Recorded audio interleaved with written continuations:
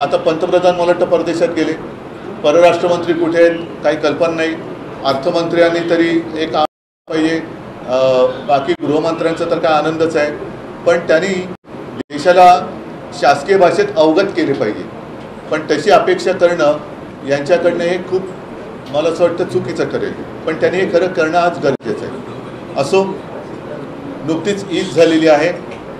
त्या ईदच्या वेळेला या सगळ्या लोकांनी ईदच्या मेजवान्या झोडल्यात.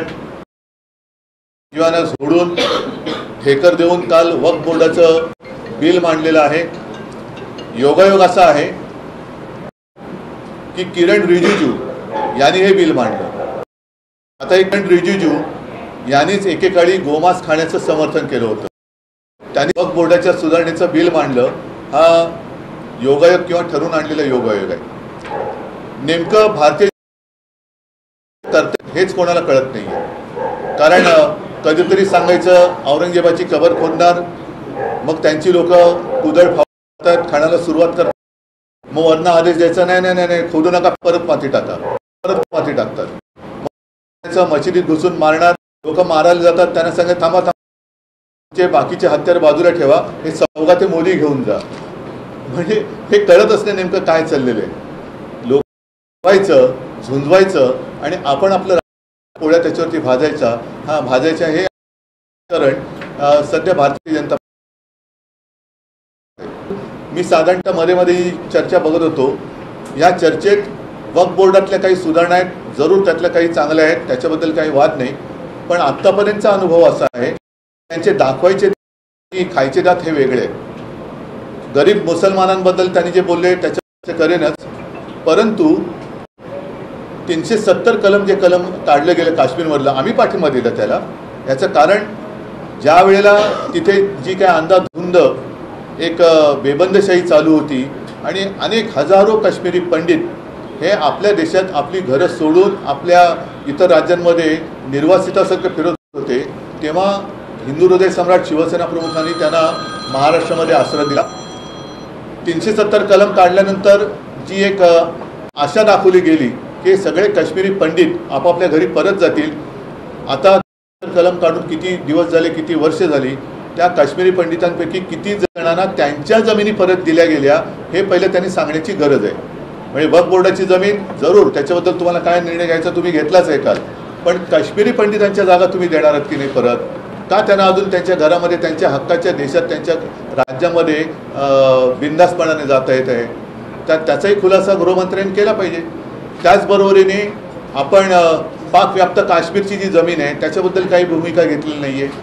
चीन तर मी असं ऐकलं की तो जो काय कुठला लेक आहे तो पेंगॉंग का काय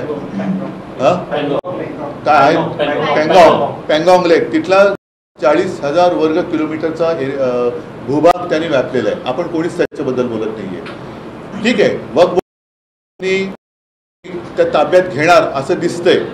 म्हणजेच काय की जमिनीवरती तुमचा डोळा आहे.